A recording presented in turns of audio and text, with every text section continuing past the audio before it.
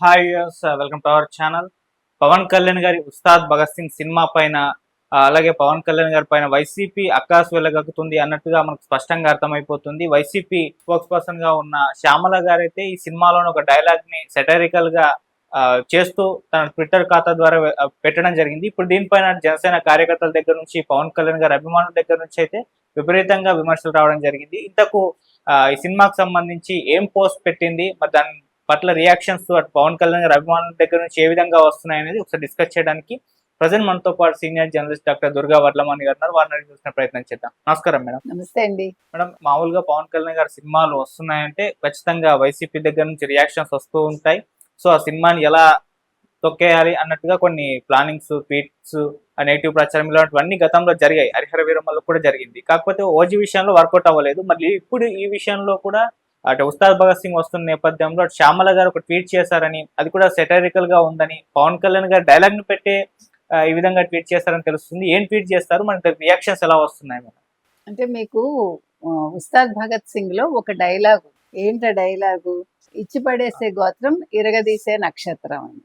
దాని మీద ఈవిడ ఏం పెట్టింది తెలుసా మీకు? అంటే పక్క పార్టీ జెండా మోసే గోత్రం, పొత్తు పెట్టుకుంటే గాని గెలవలేని నక్షత్రం.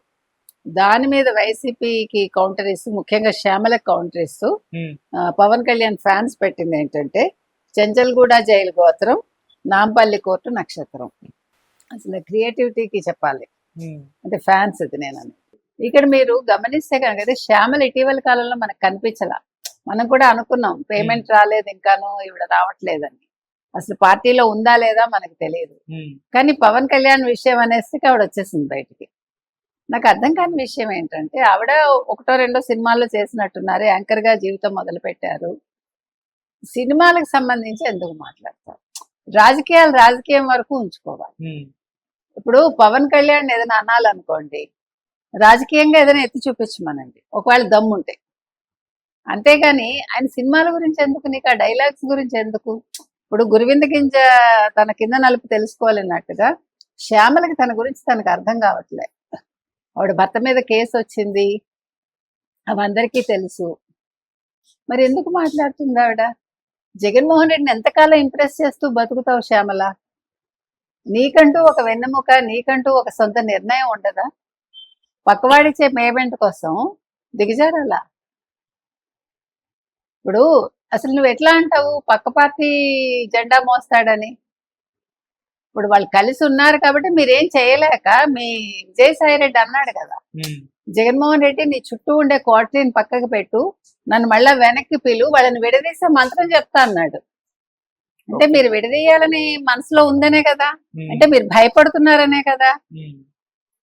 మరి మీ జగన్మోహన్ రెడ్డికి అంత దమ్ము ఉంటే సింహం సింగిల్ గానే వస్తుందన్నాడు కదా, మరి 11 సీట్లకు ఎందుకు పడిపోయాడు?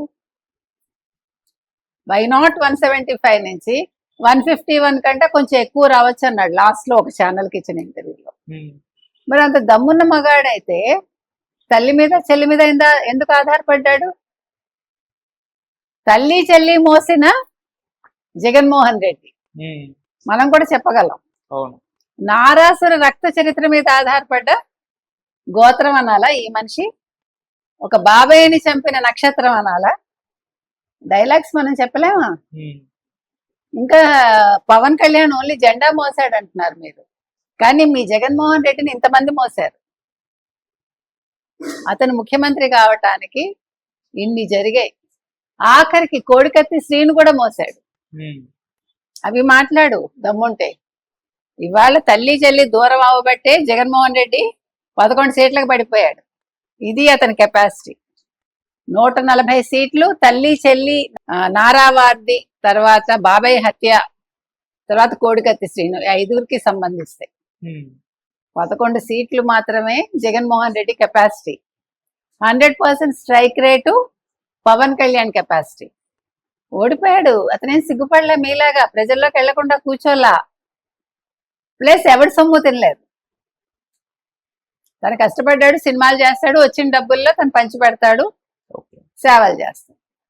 మీకులాగా తండ్రి చచ్చిపోతే సంతకాలు సేకరించి ముఖ్యమంత్రి అవ్వాలని కానీ, లేకపోతే డొల్ల కంపెనీలు పెట్టి 1,00,000 కోట్లు సంపాదించడం కానీ ఇవేం చేయలేదు కదా. అవి మాట్లాడండి. ఎవరు శ్యామల మీరు? మనం మాట్లాడితే నిజాలు మాట్లాడాలి, నిర్భయంగా మాట్లాడాలి.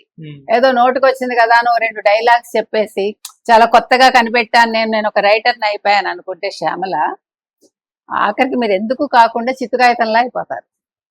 అది మాత్రం క్లియర్ గా నేను చెప్తున్నానండి. కాబట్టి మీరు రాజకీయంగా విమర్శ అది కూడా చక్కగా చేయండి. ఓకే. ఒక గౌరవప్రదంగా ఉండాలి. మనం ఒక మాట మాట్లాడితే అమ్మో శ్యామల అన్నారు, అది గతంలో ఉండేది అట్లా. నువ్వు ఆఫ్టర్ ఆల్ ఎంత శ్యామల, నువ్వెంత అసలు, నీ రాజకీయ స్టేచర్ ఏంటి? నువ్వు పవన్ కళ్యాణ్ గురించి మాట్లాడటం సిగ్గుతో చచ్చిపోవాలి. ఎంతసేపు పడుతుందండి వీళ్ళందరికీ మన సమాధానం ఇవ్వడానికి? అవసరంలా ఏదో దారైపోయేవన్నీ కూడా కంపని మనం తెచ్చిపెట్టుకోవటం అవుతుంది. మంచిదే, చేసుకోమనండి. ఇప్పుడు నెగిటివ్ లోంచి పాజిటివ్ వస్తుంది. ఓకే, అంతే కదా. మీరేదో నెగిటివ్ చేస్తాను అనుకుంటున్నారు, మీకు నెగిటివ్ అయ్యి పవన్ కళ్యాణ్ కి అది పాజిటివ్ అవుతుంది. మీరు రాజకీయంగా చేసిన సినిమాకు కూడా అది పనికొస్తుంది. Okay madam, thank you so much. Thank you.